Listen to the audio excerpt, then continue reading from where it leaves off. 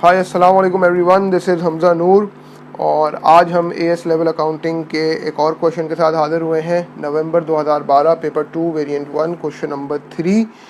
और ये क्वेश्चन आपका काफ़ी इम्पोर्टेंट है और मैंने इस पर रिकॉर्डेड लेक्चर बनाना काफ़ी ज़रूरी समझा, इसलिए कि इसके अंदर आपका marginal costing, break even analysis के भी कॉन्सेप्ट्स कवर हो रहे हैं। एब्जॉर्प्शन कॉस्टिंग में under absorption and over absorption भी आ रही है और डिसीजन मेकिंग भी इसके अंदर इंक्लूडेड है। तो स्टार्ट करते हैं, बिस्मिल्लाह। सवाल कह रहा है, comfy cars limited produce 3 grades of car seat covers: basic, deluxe and super. Each seat cover is manufactured using a different grade of material. Sales demand for the year ended 30th April 2013 is forecast to be, sales demand जो है वो basic की 4000 है, deluxe की 2000 है और super की 500 है। The following figures are available. Per unit जो सेलिंग प्राइस बेसिक की है वो $12 है, डिलक्स की $20 है और सुपर की $30 है। उसके बाद कह रहे हैं वेरिएबल कॉस्ट जो है वो बेसिक की $6 है, डिलक्स की $14 है और सुपर की $16 है। और डायरेक्ट लेबर आर, हर यूनिट को बनाने में जो लेबर बेसिक वाली सीट को बनाने में 3 घंटे लगाती है, डिलक्स को बनाने में 5 घंटे लगाती है और सुपर को बनाने में 8 घंटे लगाती है। फिर कह रहे हैं कि total fixed overhead cost for the year ending 30th April 2013 are estimated to be $39,000. Fixed overhead cost are absorbed on the basis of direct labour hours. ये आपकी पहले आपकी बेसिक रिक्वायरमेंट, ये आपकी बेसिक इन्फॉर्मेशन है। पहले आप ये अच्छी तरह पढ़ोगे, समझोगे, उसके बाद अब रिक्वायरमेंट पर आ जाते हैं जनाब। रिक्वायरमेंट नंबर ए में पार्ट 1 में कह रहे हैं, calculate the total direct labour hours required to meet the forecast demand for all 3 products for 2 marks. बहुत आसान है भाई। मुझे बताओ भाई, बेसिक जो है, बेसिक की डिमांड आपकी कितनी है? 4000 यूनिट्स और हर यूनिट को बनाने में 3 घंटे लग रहे हैं। तो इसका मतलब बेसिक को बनाने में जो टोटल घंटे लगेंगे वो 4000 मल्टीप्लाई बाय 3 हो जाएगा। तो पहले हम बेसिक की कैलकुलेशन कर लेते हैं। 3 हमारे पास प्रोडक्ट हैं, बेसिक, डिलक्स और सुपर। 4000 यूनिट्स इसकी फोरकास्ट डिमांड है और हर प्रोडक्ट को बनाने में लेबर 3 आवर्स लगाती है। तो कितने आवर्स हो गए? 12,000 आवर्स बेसिक के। उसके बाद अगर डिलक्स की बात करें तो डिमांड आपकी 2000 है और 5 आवर्स पर यूनिट लग रहे हैं। तो 2000 मल्टीप्लाई बाय 5,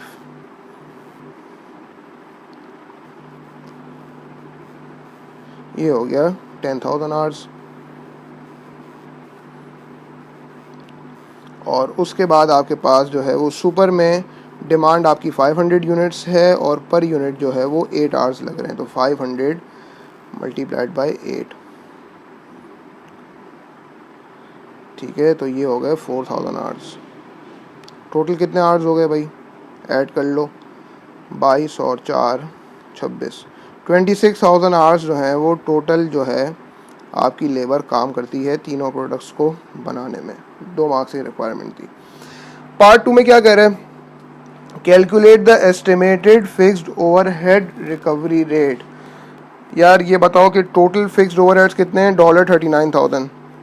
अच्छा, अब ओवरहेड रिकवरी रेट का फॉर्मूला क्या होता है? इससे पहली वाली वीडियो जो एब्जॉर्प्शन कॉस्टिंग की जो सबसे पहली वाली वीडियो थी उसमें मैंने उसके फॉर्मूले लिखवा दिए थे, जहाँ पे मैं एब्जॉर्प्शन कॉस्टिंग के ही सिर्फ सवाल करा रहा था। और उसमें ये था कि मैंने मतलब फॉर्मूला ही बता दिया था कि budgeted overheads divided by budgeted activity. और वहाँ मैंने ये भी एक्सप्लेन किया था कि बजटेड एक्टिविटी जो हैं वो कितनी तरह की हो सकती हैं। वो नंबर ऑफ़ यूनिट्स भी हो सकते हैं, वो number of direct labour hours भी हो सकते हैं और वो नंबर ऑफ़ डायरेक्ट मटेरियल भी हो सकते हैं। अगर वो वीडियो आपने देखनी हो तो उसका लिंक भी मैं साथ मेंशन कर दूंगा। वो एब्जॉर्प्शन कॉस्टिंग का सवाल था। अच्छा, तो यहाँ पे क्या है यार, देखो सवाल भी ये साफ साफ कह रहा है कि fixed overhead cost are absorbed on the basis of direct labour hours. तो यहाँ पे बजटेड एक्टिविटी जो आपके डिनोमिनेटर में होगी वो बजटेड डायरेक्ट लेबर आवर्स ही होंगे, ठीक है। तो ओवरहेड्स आपके कितने हैं? फिक्स्ड ओवरहेड्स $39,000 और टोटल आवर्स कितने आए यार? पार्ट ए से 26,000, तो डिवाइडेड बाय 26,000 आवर्स, ठीक है। तो कर लेते हैं डिवाइड। 39 डिवाइड बाई 26 कितना होता है? ये होता है आपका 1.5। तो आप क्या लिखोगे? $1.5 पर डायरेक्ट लेबर आर। पूरी चीज़ आपने यहाँ लिखनी है। ठीक है, $1.5 पर डायरेक्ट लेबर आर। आगे बढ़ते हैं, पार्ट 3 में क्या कह रहे हैं यार, calculate the estimated contribution per unit for each product. यार बड़ी आसान सी चीज़ है, आपने कंट्रीब्यूशन पर यूनिट निकालना है, आपको सेलिंग प्राइस पर यूनिट पता है और आपको वेरिएबल कॉस्ट पर यूनिट पता है। दोनों का डिफरेंस क्या होता है, कंट्रीब्यूशन पर यूनिट। ठीक है, आप सबसे पहले एक छोटा सा फॉर्मेट बना लें, बेसिक, डिलक्स और सुपर। ठीक है, सेलिंग प्राइस जो है वो कितनी है,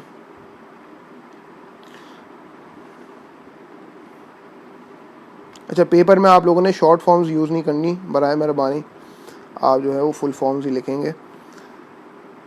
सेलिंग प्राइस आपकी पर यूनिट यहाँ पे $12 है, ऊपर आप यहाँ पे डॉलर का साइन ही बना दो। ठीक है, 12 और 20 और 30, डिलक्स की 20 है और सुपर की 30 है। लेस कर देंगे यार variable cost per unit, less variable cost. अच्छा मैं यहाँ पे शॉर्ट फॉर्म कभी कभार इस्तेमाल कर लेता हूँ क्योंकि इतना टाइम नहीं होता, एक्सप्लेन करनी होती है चीज़, आपने जो है करना ये है कि शॉर्ट फॉर्म्स यूज़ नहीं करनी।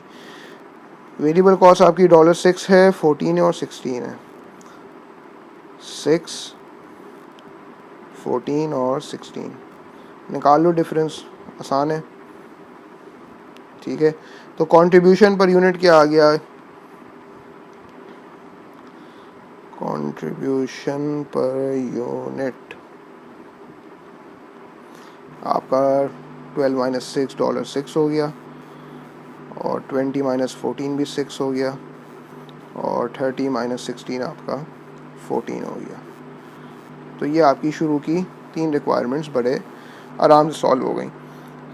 ठीक है, आगे बढ़ते हैं, पार्ट 4 में क्या कह रहे हैं यार, कैलकुलेट द एस्टिमेटेड कंट्रीब्यूशन पर direct labour hour for each product. ठीक है, अच्छा तो पार्ट 3 में जो है हमने कंट्रीब्यूशन पर यूनिट निकाला है, वो आपके पास 6 और 14 आ रहा है, लेकिन यहाँ पे कह रहा है कंट्रीब्यूशन पर डायरेक्ट लेबर आर। तो भाई सिंपल सी बात है, कंट्रीब्यूशन पर यूनिट आपका तीनों प्रोडक्ट्स का जो है, कंट्रीब्यूशन पर यूनिट आपका बेसिक, डिलक्स और सुपर। ठीक है, 3 प्रोडक्ट्स है आपके, इसका आया था 6, इसका भी 6 आया था और सुपर का कितना आया था यार, 14 आया था। अच्छा भाई अब ज़रा देखना यार, देखो आपके पास कंट्रीब्यूशन पर यूनिट तो ये आ रहा है, सवाल पर अगर हम फिर से गौर करें तो सवाल में मेंशन था कि हर यूनिट बनाने में आपको जो डायरेक्ट लेबर आर गिवन थे, बेसिक जो है वो 3 घंटे लगा रही थी, डिलक्स जो है वो 5 घंटे लगा रही थी और सुपर जो है वो 8 घंटे लगा रही थी। तो अब अगर हम कंट्रीब्यूशन पर यूनिट को इनके respective direct labour hour per unit से डिवाइड कर दें तो हमारे पास क्या आ जाएगा, कंट्रीब्यूशन पर डायरेक्ट लेबर आर। तो क्या करो, divided by labour hours required per unit. Her unit को बनाने में कितने घंटों की ज़रूरत होती है वो लिख लो पहले, labour hours required per unit. ठीक है, वो कितने कितने हैं, वो आपके पास 3, 5 और 8 थे। ठीक है, तो 6 डिवाइड बाई 3 हो गया आपका $2 यहाँ हो गया। ये क्या आ गया आपका, कंट्रीब्यूशन पर डायरेक्ट लेबर आर, कंट्रीब्यूशन पर डायरेक्ट लेबर आर। आप लोग शॉर्ट फॉर्म्स यूज़ नहीं करना, ठीक है। $2 हो गए और 6 डिवाइड बाई 5 कितना होता है, 1.2 और 14 डिवाइड बाई 8 कितना होता है, 1.75। ठीक है भाई, ये आपकी 3 माह की रिक्वायरमेंट भी यहाँ पूरी हुई। इसके बाद आगे बढ़ते हैं, क्या कह रहा है। अच्छा, पार्ट बी से पहले कुछ इन्फॉर्मेशन दी हुई, इसको ज़रा गौर से पढ़ो। कह रहा है कि the human resource manager has warned of a future skill shortage and forecast that only 24,400 direct labor hours will be available for the year ended 30th April 2013. यार देखो सीन कुछ ऐसा है कि हमने टोटल एस्टिमेटेड जो लेबर आवर्स निकाले थे, कितने निकाले थे पार्ट ए में 26,000 घंटे, ठीक है। लेकिन यहाँ पे अब लिमिटिंग फैक्टर आ गया, यानी आपको देखो लिमिटिंग फैक्टर के पीछे कॉन्सेप्ट क्या होता है। Basically limiting factors are also known as the key factors or principal budget factors or governing factors which put a limit to the capacity of an organization and stand in the way of accomplishing a desired objective or prevent indefinite expansion or unlimited profits। भाई simple सी बात यह है कि हम जो estimate कर रहे थे कि लेबर 26,000 घंटे काम करेगी, वो नहीं कर सकती। अब हमारे जो है सवाल ये कह रहे हैं कि ह्यूमन रिसोर्स मैनेजर ने आके ये बताया है, उसने हमें ये ख़बरदार किया है कि भाई तुम जो ये समझ रहे हो कि लेबर 26,000 घंटे काम करेगी, ऐसा नहीं है। 24,400 घंटे खाली काम कर सकेगी। उसकी काफ़ी वजूहत हो सकती हैं भाई। कोई एक जनरल नेचर हो सकती है, कोई मतलब कोई स्पेसिफिक टाइप ऑफ लेबर ऐसी हो जिसके साथ कोई इशू आ रहा हो, ठीक है। कोई मशीनिंग में जो है वो इतनी स्किल्ड ना हो, वो लेबर जो है मशीन को हैंडल करने में इतनी स्किल्ड ना हो, और ये सारे कोई रिस्ट्रिक्शंस होंगी। अब जाहिर सी बात है यार, इंसान है तो ये ह्यूमन फैक्टर तो यहाँ पे एग्जिस्ट करेगा, ठीक है। तो सिंपल सी बात ये कि 26,000 घंटे जो हम एस्टिमेट कर रहे थे कि लेबर काम करेगी, तो उतने नहीं कर सकती यार, 24,400 कर सकती है। अब हमें डिसाइड करना है कि क्या करें। अब यहाँ पे जो है marginal costing and decision making का कॉन्सेप्ट आ रहा है कि आपने किस यूनिट को बनाने में तरजीह देनी है। क्यों? क्योंकि देखो रिक्वायरमेंट क्या है, calculate the quantity of each product that should be made in order to maximize the total profit if this forecast is correct। हमारा फोरकास्ट है कि भाई 26,000 घंटे तो पूरे नहीं लगेंगे, 24,400 लगेंगे खाली। अब हमें क्या करना है, अपना मैक्सिमम प्रॉफिट हासिल करना है, ठीक है। हमें अपना मैक्सिमम प्रॉफिट हासिल करना है, तो उसमें याद रखो हमें अब जैसे 3 प्रोडक्ट हम बना रहे हैं, तो किस प्रोडक्ट को पहले बनाने में तरजीह दी जाएगी, वो होगा आपका वो प्रोडक्ट जो कि मैक्सिमम कंट्रीब्यूशन बना रहा होगा, तो मैक्सिमम कंट्रीब्यूशन आपको दे रहा होगा।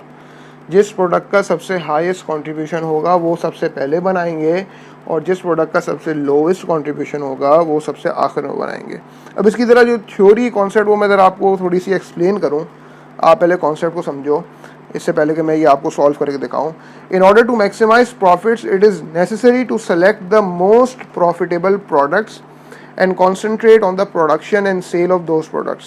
In normal circumstances, the products with the highest contribution are the most profitable products on which the company should concentrate production. However, if there is a shortage of particular resource, देखो shortage जो है ना वो किसी भी resource की हो सकती है, वो आपके डायरेक्ट लेबर आवर्स की भी हो सकती है, डायरेक्ट मटेरियल्स की भी हो सकती है, वो आपकी शॉर्टेज ऑफ प्लांट कैपेसिटी भी हो सकती है, शॉर्टेज ऑफ फैक्ट्री स्पेस हो सकती है, लैक ऑफ मार्केट डिमांड हो सकती है, शॉर्टेज ऑफ फाइनेंस भी हो सकता है, ठीक है। कोई सा भी फैक्टर हो सकता है आपका।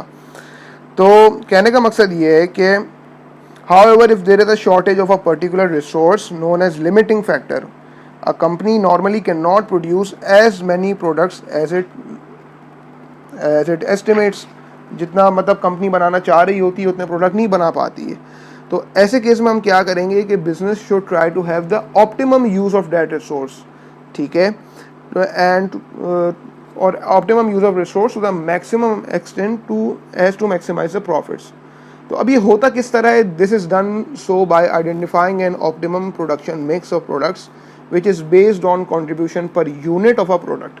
अच्छा, इसमें एक चीज़ बड़ी ख्याल रखने की है, वो ये कि देखो मैं फिर से रिपीट कर रहा हूँ जो मैंने अभी समझाया आपको।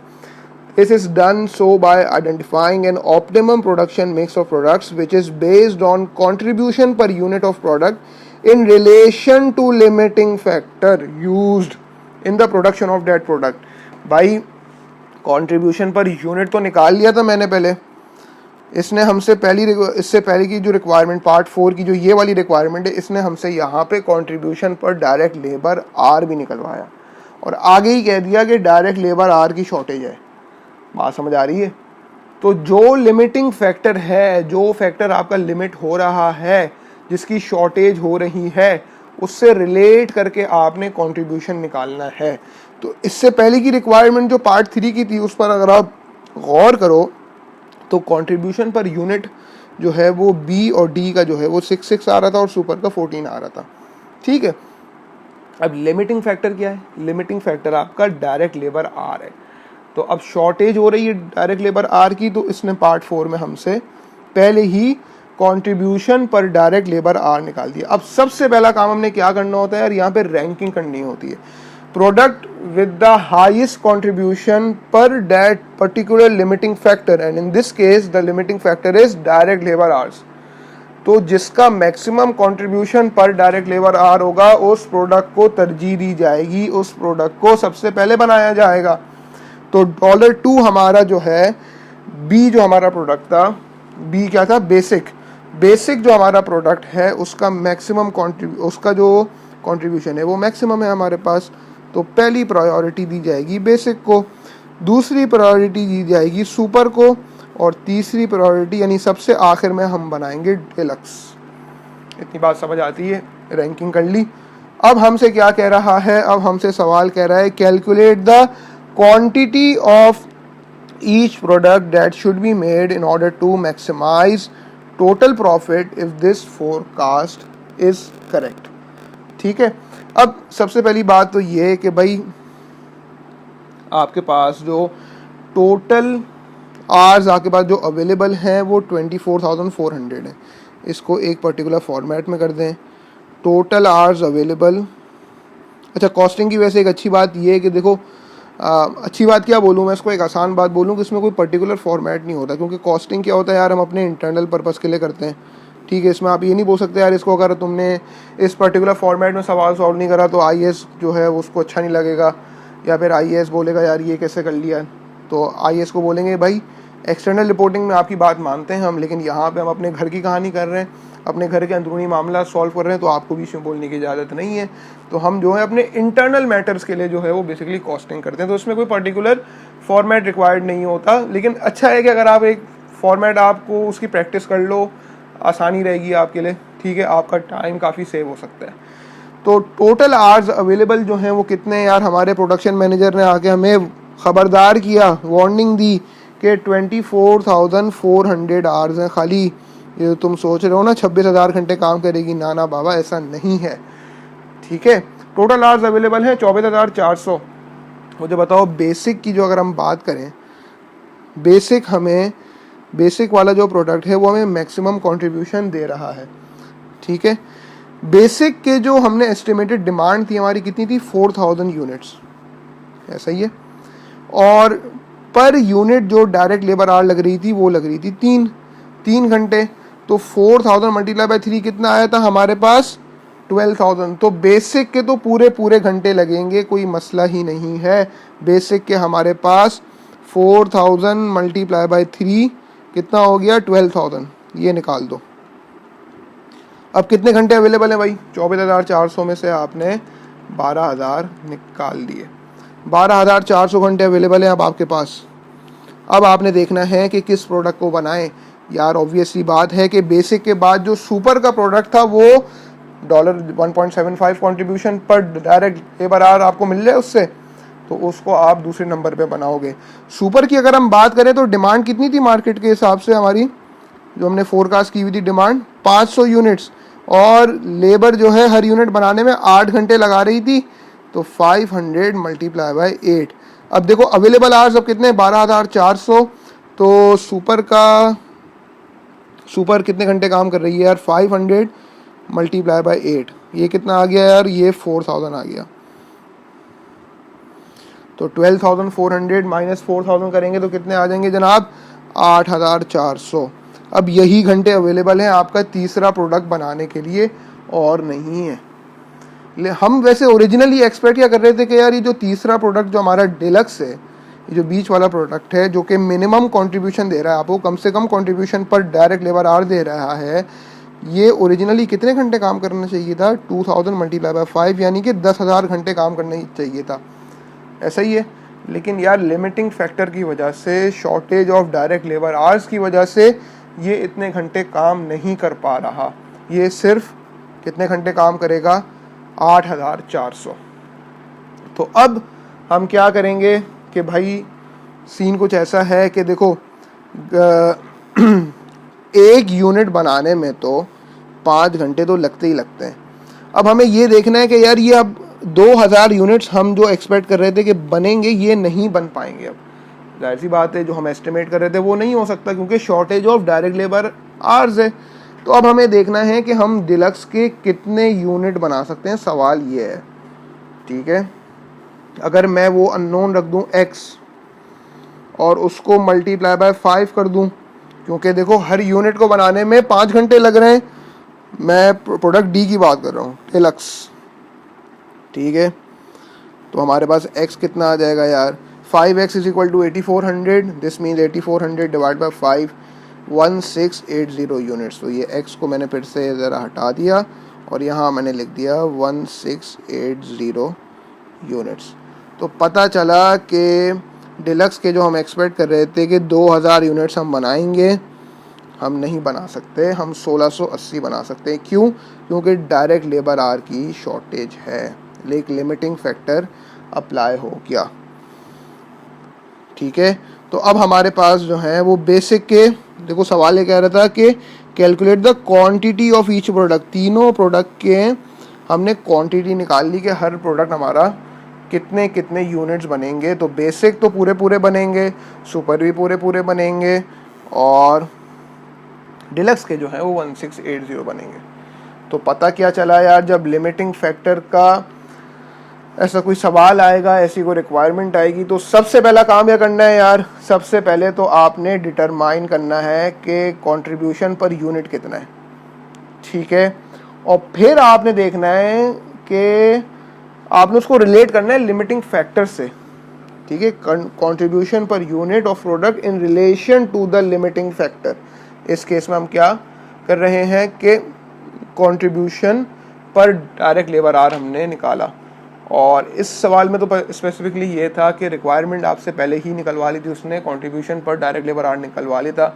अगर ना मांगे तो भी आपको फिर सवाल में इंफॉर्मेशन के हिसाब से दे के करने के यार शॉर्टेज आखिर किस चीज़ की है, और फिर आपने जो है वो उनकी रैंकिंग कर लेनी है कि जो प्रोडक्ट मैक्सिमम कंट्रीब्यूशन दे रहा है उसको अव्वलीन तरजीह देनी है आपने, और सबसे कम जो कंट्रीब्यूशन पर लिमिटिंग फैक्टर जो आ रहा है आपका, उसको आपने सबसे आखिर में बनाना है।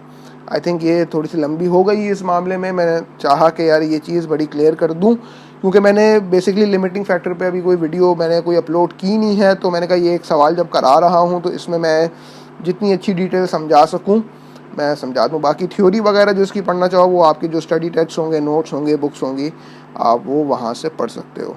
ठीक है, अगर ये कॉन्सेप्ट अगर फिर से समझना हो तो यहाँ पे वीडियो पॉज करके आप फिर से देख सकते हो। अब मैं आगे बढ़ रहा हूँ। ठीक है, उसके बाद जो है पार्ट सी में क्या कह रहा है, पार्ट सी में आपसे कह रहा है कि prepare a statement showing the net profit और loss made by each product basic, deluxe and super for the year ending 30 April 2013।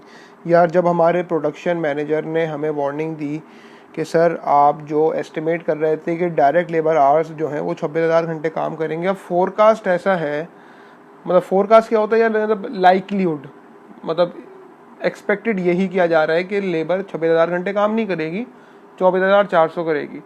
अब आप क्या करें, अब आप अपना प्रॉफिट और लॉस निकालें ईच प्रोडक्ट का, इस चीज़ को कंसिडर करते हुए कि लिमिटिंग फैक्टर अप्लाई हो रहा है, shortage of direct labour hours है। ठीक है, तो अब हमने क्या करना है, एक स्टेटमेंट बनानी है, और इससे पहले जो हमने वर्किंग करी उसमें हमने ईच प्रोडक्ट के यूनिट्स निकाल लिए कि हम कितने कितने यूनिट्स बना सकते हैं। तो इसको भी स्टार्ट करते हैं। अब स्टेटमेंट बनानी है आपने, 3 प्रोडक्ट्स हैं आपके पास, बेसिक, डिलक्स और सुपर। यहाँ पे बना दी डॉलर की साइन। सबसे पहले तो आएगी सेल्स आपके पास। सेल्स में हमारे पास बेसिक्स के हम कितने यूनिट्स बना रहे हैं, पूरे 4000 यूनिट्स बना रहे हैं, और पर यूनिट जो हमारे पास सेलिंग प्राइस है जो सवाल में मेंशन्ड है वो है $12। ठीक है, $12। तो कितना हमारा सेल रेवेन्यू हो गया, $48,000। उसके बाद जो हमारे पास डिलक्स का प्रोडक्ट है उसके हम यूनिट्स बना रहे हैं 1680। तो 1680 मल्टीप्लाई बाय सेलिंग प्राइस कितनी है 20। 1680 मल्टीप्लाई बाय 20 कितना होता है भाई, ये होता है आपका कैलकुलेटर, ये रहा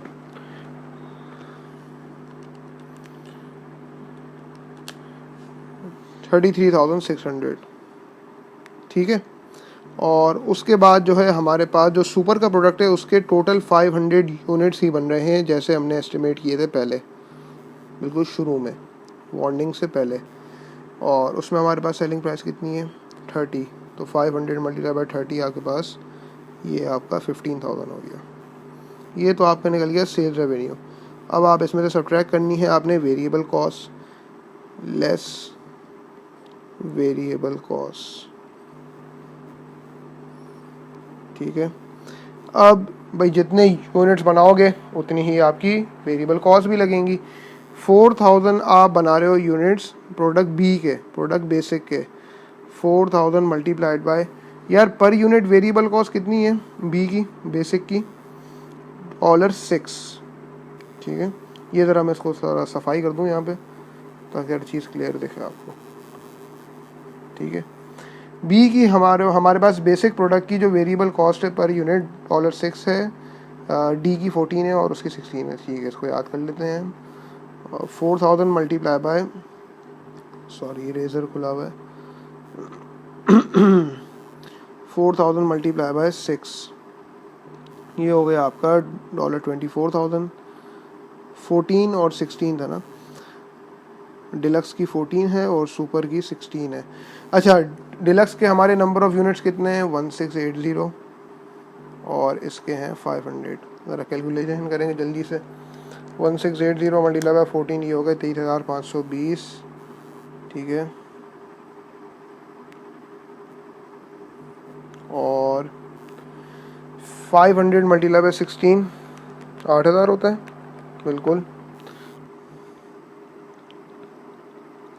तो ये हमारी वेरिएबल कॉस्ट आ गई 8,000, 23,520 और 24,000।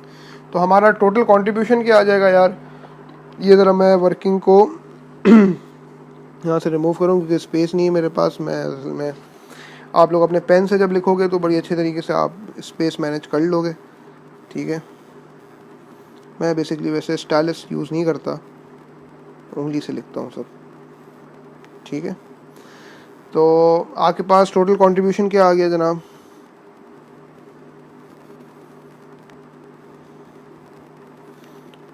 इसका तो प्रोडक्ट बी का तो आपके पास 24,000 आया है। इसकी शॉर्ट फॉर्म ही यूज़ कर लेते हैं यार, आप लोग शॉर्ट फॉर्म नहीं यूज़ करना। ठीक है। 24,000, इसका कितना आया आपके पास 33,600 माइनस 23,520, ये हो गया 10080। ठीक है। और ये आपके पास हो गया 15 माइनस 8 कितना होता है यार आपके पास 7,000। तो ये आपका टोटल कंट्रीब्यूशन आ गया। अब आपने कर देना लेस फिक्स्ड ओवरहेड्स। अच्छा, ये ना थोड़ी सी टेक्निकल चीज़ है फिक्स्ड ओवरहेड्स की। कैसे, क्योंकि यार देखो शॉर्टेज हो गई है लेबर आवर्स की और फिक्स्ड ओवरहेड्स को हमने एब्जॉर्ब किया है लेबर आवर्स की बुनियाद पे, तो जाहिर सी बात है फिक्स्ड ओवरहेड्स में भी चेंज आएगा। आप अगर ये समझ रहे हो कि भाई टोटल कंट्रीब्यूशन ऐड करो सारा तीनों प्रोडक्ट का और उसमें से $39,000 ही निकाल दो जो कि सवाल में अर्लियर मेंशन था, तो नहीं, ऐसा हरगिज़ नहीं है। ये तो प्रोडक्शन मैनेजर की वार्निंग से पहले हमने एस्टिमेशन की थी, लेकिन अब प्रोडक्शन मैनेजर की वार्निंग के बाद जब पता चला कि डायरेक्ट लेबर आवर्स की शॉर्टेज है, और इसका लिंक किया है यार फिक्स ओवरहेड से, fix overheads cost are absorbed on the basis of direct labour hours, इसीलिए लिंक बन रहा है इसका। तो डायरेक्ट लेबर आवर्स जितने हमने ईच प्रोडक्ट के निकाले हैं उसके हिसाब से हमें एब्जॉर्ब करनी पड़ेगी। देखो एक तो था पहले एस्टिमेटेड बजटेड, अब आ रहा है फोरकास्टेड, मतलब लाइकलीहुड क्या है। ज़्यादा तवक्कुआत ये हैं कि यार वो 26,000 घंटे जो आप एस्टिमेट कर रहे थे, बजट कर रहे थे ना, वो मीट नहीं हो पाएंगे। तो ये बात मैं बार बार इसका जिक्र इसलिए कर रहा हूँ ताकि यार देखो कॉन्सेप्ट का ना लिंक बना रहा है आपके जहन में, हर चीज़ आपको क्लियर रहे कि आप ये चीज़ यहाँ पे क्यों कर रहे हो। ठीक है।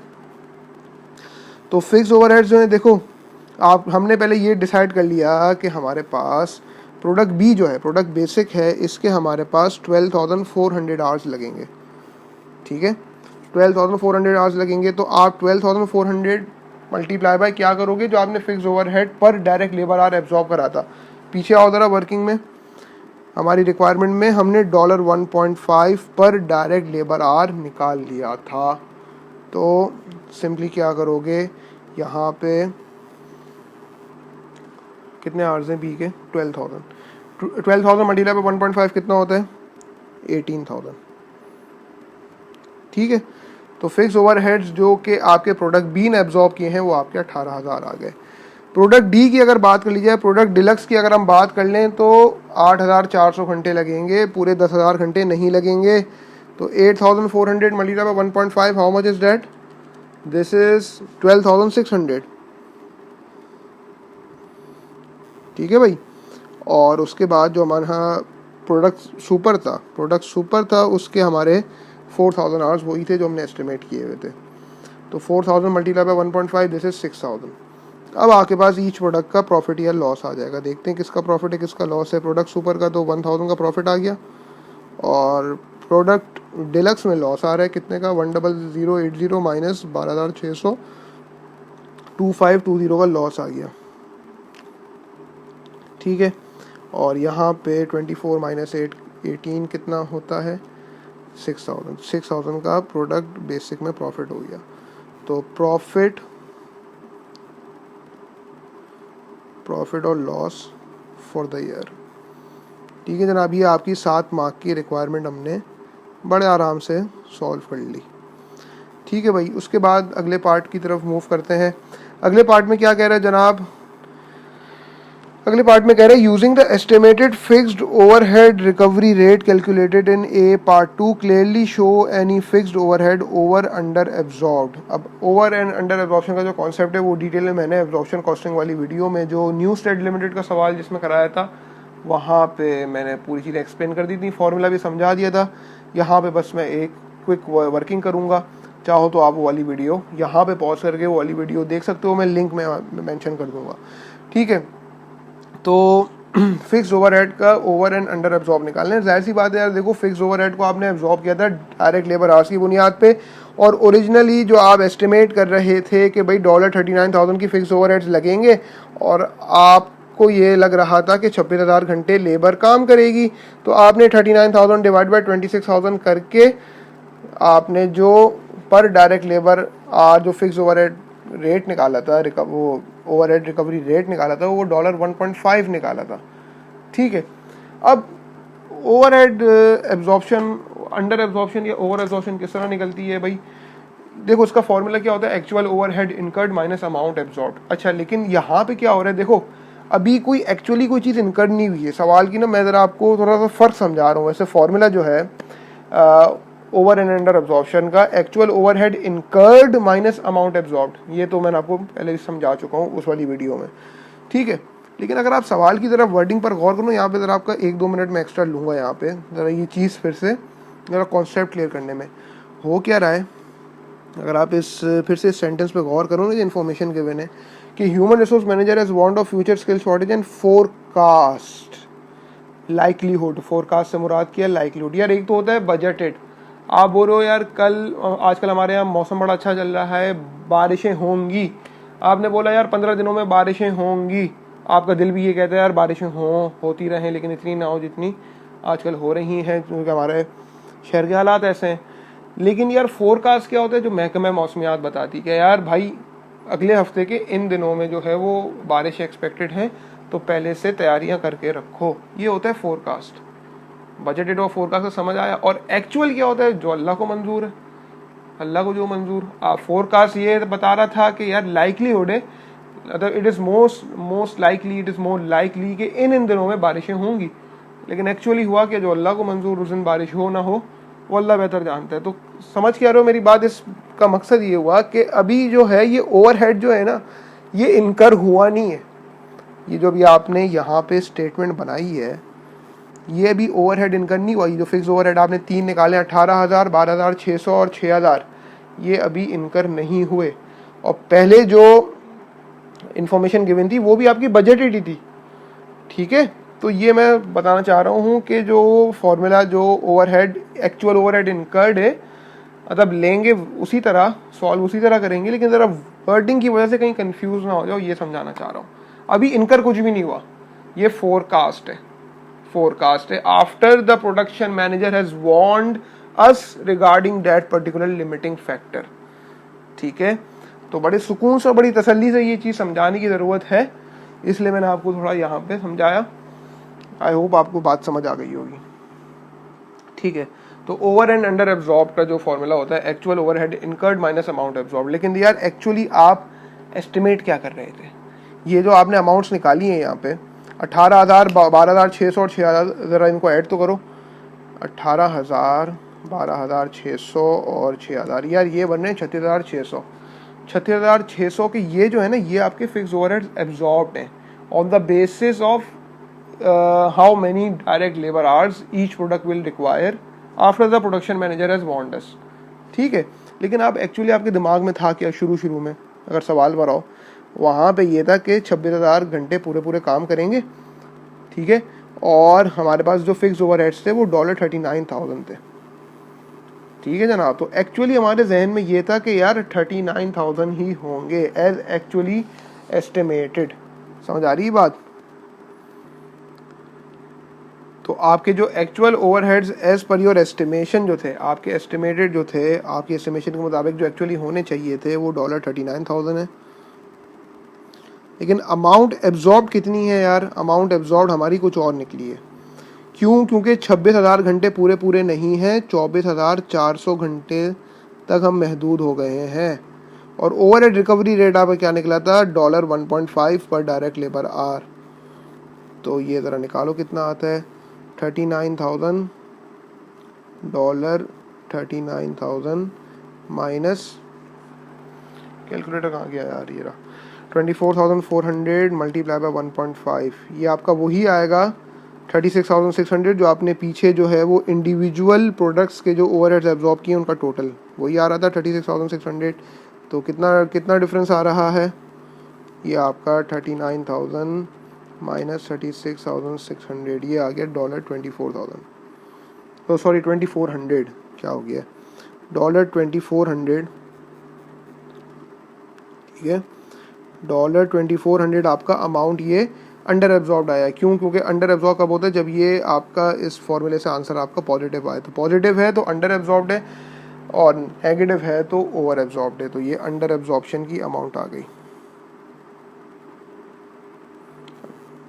मतलब पॉजिटिव है तो अंडर एब्जॉर्ब्ड है और नेगेटिव है तो ओवर एब्जॉर्ब्ड। अभी मुझे फील हुआ शायद मैंने पता नहीं कुछ और बता दिया, मैंने फिर से एक चीज़ क्लियर कर दी। ठीक है, पॉजिटिव है तो अंडर और नेगेटिव है तो over absorbed.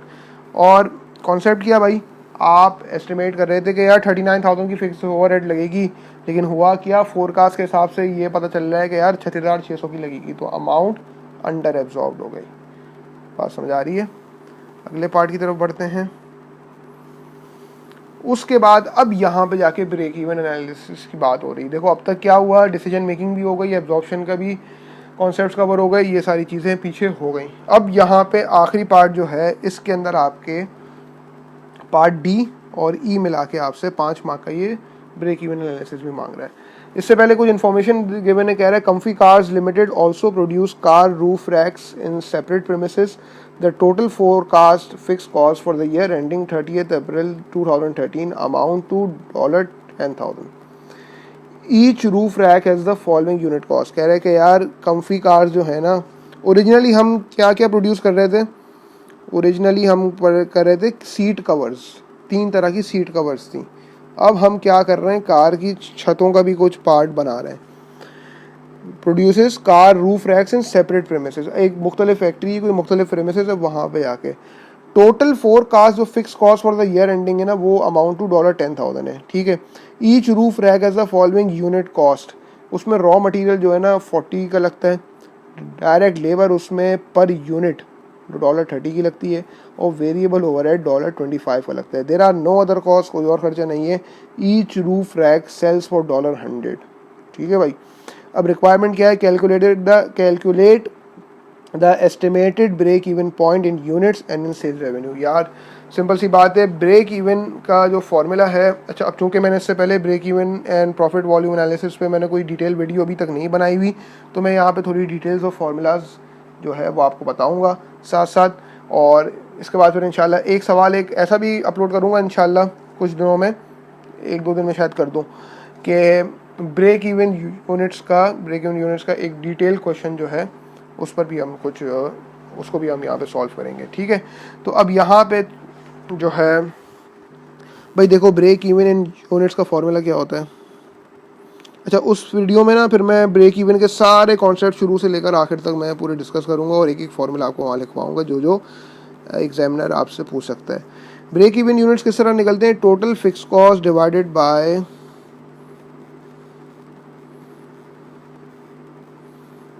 Contribution per unit, ठीक है भाई, बहुत आसान है, सिंपल सी बात है। ब्रेक इवन यूनिट्स आपके वो यूनिट्स होते हैं जिनको जब आप बेचोगे तो ना आपको प्रॉफिट होगा ना लॉस होगा, नो प्रॉफिट नो लॉस का कॉन्सेप्ट होता है। टोटल फिक्स कॉस्ट कितनी है यार, $10,000 है। और कंट्रीब्यूशन पर यूनिट कैसे निकलेगा, sales minus all the variable cost. यार बेचोगे आप $100 का, लेकिन आपको पर यूनिट वेरिएबल कॉस्ट कितनी आ रही है यार, रॉ मटेरियल लग रहा है 40 का, ठीक है, तो सही से लिख दूँ 40, आपको डायरेक्ट लेबर लग रहा है $30 का, और वेरिएबल ओवरहेड लग रहे हैं 25 के। कितना हो गया जनाब, पहले तो ये देख लो कंट्रीब्यूशन पर यूनिट कितना है, 100 माइनस 40 माइनस 30 माइनस 25, ₹5 का कंट्रीब्यूशन है, $5 का, sorry, 10,000 divided by 5, so 2,000 units is your break even point. यानी 2,000 यूनिट जब बेचोगे तो ना प्रॉफिट होगा ना लॉस होगा। यार कोई भी बिजनेस स्टार्ट करते हो आप सबसे पहले क्या करते हो, अल्लाह से दुआ करते हो, या अल्लाह जल्द से जल्द ब्रेक इवन पॉइंट तक मैं पहुंच जाऊं, ताकि मेरे जो जितने खर्चे हो रहे हैं एटलीस्ट वो तो कवर हो जाए, मैं एटलीस्ट कुछ भी प्रोडक्शन ना करूं तो मेरा जाहिर सी बात है ओवरहेड्स तो लगेंगे, तो मुझे वो रिकवर करने जल्द से जल्द। तो आप अल्लाह से दुआ करते हो, या अल्लाह मुझे जल्द से जल्द ब्रेक इवन तक पहुंचा दे, ताकि फिर मैं जो है उससे ऊपर जितने भी यूनिट्स बेचूं मैं प्रॉफिट ही प्रॉफिट कमाता रहूं। तो ब्रेक इवन यूनिट्स जो हो गए वो आपके 2,000 यूनिट्स हो गए, ठीक है जनाब। उसके बाद अच्छा ये इसने कहा है कि ब्रेक इवन पॉइंट यूनिट्स भी निकालना है और सेल्स रेवेन्यू भी निकालना है। यार कितने में बेचते हो एक यूनिट, $100 में, तो 2,000 मल्टीप्लाई बाय 100 करोगे तो आपका ब्रेक इवन एंड रेवेन्यू आ जाएगा। फिकर नहीं करो, मैं जब break even and profit volume analysis का एक पूरा सेपरेट क्वेश्चन कराऊंगा ना, जिसमें से वही उन्हीं चीज़ों का जिक्र होगा, उन्हीं कॉन्सेप्ट्स का जिक्र होगा, तो वहाँ पे आपको सारे फॉर्मूले जो हैं वो लिखवा दूंगा, जो चीज़ आपको जितने फॉर्मूले आपको पता होने चाहिए। तो काफ़ी कॉन्सेप्ट्स कवर करेंगे इंशाल्लाह हम उस वाले सवाल में। $200,000, ठीक है, मतलब $200,000 की जब सेल करोगे तो ना प्रॉफिट होने का है ना लॉस होने का है। अच्छा, अगर इस चीज़ को वेरीफाई करना हो, वैसे तो रिक्वायरमेंट यहाँ पे नहीं है, रिक्वायरमेंट आपकी ख़त्म हो जाए, लेकिन थोड़े मिनट आपके और लूँगा मैं यहाँ पे। अच्छा है ना यार, सारी चीज़ें यहाँ पे डिस्कस भी हो रही हैं, कॉन्सेप्ट आपके कवर हो जाएंगे इस सवाल के तवस्सुल से, ठीक है। अगर आप सेल्स करो $200,000 की, ठीक है, लेस करना है आपको वेरिएबल कॉस्ट। भाई वेरिएबल कॉस्ट आपकी टोटल कितनी है, आपका रॉ मटेरियल, आप एक काम करो सारी वेरिएबल कॉस्ट ना ऐड कर लो पर यूनिट, कितनी हो रही है यार, 40 + 30 + 25, ये आ रही है 95, ठीक है। अब 95 मल्टीप्लाई बाय आप कितने यूनिट्स बेचोगे तो ब्रेक इवन हो गए 2,000, तो 95 मल्टीप्लाई बाय 2,000 कितना हो गया यार, 95 multiply by 2,000, this is equal to 190,000, ठीक है। So how much is your total contribution, your total contribution is equal to 10,000, and how much is your fix cost, ये आपका कॉन्ट्रीब्यूशन आ गया टोटल, और फिक्स कॉस्ट आपकी जो है वो भी 10,000 है, तो ना प्रॉफिट हो रहा है ना लॉस हो रहा है। तो आपको जो ब्रेक इवन पॉइंट तक पहुंचना था वो आप पहुंच चुके हो। यहाँ से हमने ये चीज़ वेरीफाई कर ली, रिक्वायर्ड नहीं है यहाँ पे, लेकिन मैंने जो है आप लोगों को समझाने के लिए चीज़ यहाँ पे भी एक्सप्लेन कर दी। आखिरी पार्ट पर आ जाए भाई, फिर सवाल ख़त्म हो रहा है, 2 मार्क की रिक्वायरमेंट है। पार्ट ई कह रहा है calculate the estimated margin of safety in units and revenue if 2200 units are produced. अब मार्जिन ऑफ सेफ्टी का फॉर्मूला क्या होता है यार, देखो बजटेड यूनिट्स, मतलब देखो मार्जिन ऑफ सेफ्टी का क्या होता है, बजटेड माइनस ब्रेक इवन। अब अगर margin of safety in units मांगा हो तो budgeted units minus break even units, और अगर margin of safety in revenue मांगा हो तो budgeted revenue minus break even revenue. अब इसको बजटेड या फोरकास्ट भी आप उसको सवाल की वर्डिंग के हिसाब से आप इसको थोड़ा सा इसमें फिट कर सकते हो। अब फोरकास्ट क्या है यार, एस्टिमेटेड क्या है, एस्टिमेटेड या बजटेड क्या है, 2200 यूनिट्स आप बेच रहे हो, बेचने हैं आपको, तो मार्जिन ऑफ सेफ्टी का फॉर्मूला क्या होगा, budgeted units minus break even units. ठीक है, 2200 यूनिट्स आपके एस्टिमेटेड हैं, लेकिन ब्रेक इवन आपने कितने पे अचीव कर लिया, 2000 पे। तो मार्जिन ऑफ सेफ्टी क्या हो गया आपका जनाब, मार्जिन ऑफ सेफ्टी आपका 200 यूनिट्स हो गया। समझ आ रही है बात। तो बेसिकली मार्जिन ऑफ सेफ्टी का कॉन्सेप्ट क्या होता है यार, मार्जिन ऑफ सेफ्टी का आप इसकी डेफिनेशन ये समझो कि margin of safety tells you that to how much extent sales can decrease before the business will move out of profit and into a loss making situation। ठीक है, आपको जो है ब्रेक इवन आपका अचीव हो रहा है 2000 यूनिट्स पे। अब आप अपने ब्रेक इवन पॉइंट से जितने भी यूनिट्स आप ऊपर बनाओगे आप प्रॉफिट ही प्रॉफिट पर हो। तो एस्टिमेटेड जो आपके बजटेड आपने जहन में रखा हुआ था कि आप 2200 यूनिट्स बेचोगे, तो मार्जिन ऑफ सेफ्टी आपका ब्रेक इवन से 200 यूनिट्स ऊपर है। अब अगर आप 2000 यूनिट से नीचे गए तो अब आप लॉस में जाओगे। तो मार्जिन ऑफ सेफ्टी का बेसिकली कॉन्सेप्ट ये होता है। जब हम इसकी डिटेल वीडियो देखेंगे, जब हम डिटेल वीडियो में आपको जब ये अपलोड करूँगा आप लोगों के लिए, तो वहाँ पे मैं ये सारी चीज़ें मेंशन करूँगा। यहाँ पे बस यार सवाल एंड करने वाले हैं हम, तो बस आखिरी वर्किंग पे हैं। उसके बाद क्या बोला यार कि यूनिट्स में भी बताना है और रेवेन्यू में भी बताना है। मार्जिन ऑफ सेफ्टी कितना आ गया यार, 200 आ गया। हर यूनिट कितने में बेचते हो, $100 में, तो 200 मल्टीप्लाई बाय 100 आपका जो है margin of safety in revenue क्या हो गया, $20,000। ठीक है भाई, इंशाल्लाह अगला जो सवाल होगा वो हमारा ब्रेक इवन एनालिसिस का कम्प्लीटली होगा, उसमें हम सारे कॉन्सेप्ट डिस्कस करेंगे। तब तक के लिए अल्लाह हाफिज़। और ये सवाल बस मैंने मतलब लाइक इसलिए करा दिया ताकि ये सारे कॉन्सेप्ट इसके अंदर कवर हो जाए। वैसे उसूलन मुझे करना ये चाहिए था कि ब्रेक इवन वाला पहले मैं अलग से कराता और उसके बाद में ये अपलोड करता, लेकिन खैर है कोई मसला नहीं, वो भी इंशाल्लाह आपको बहुत जल्द मिल जाएगा। ठीक है भाई, इंशाल्लाह मिलते हैं किसी और सवाल के साथ। इंशाल्लाह अगले हफ्ते में एक सवाल और अपलोड होगा। अल्लाह हाफिज़।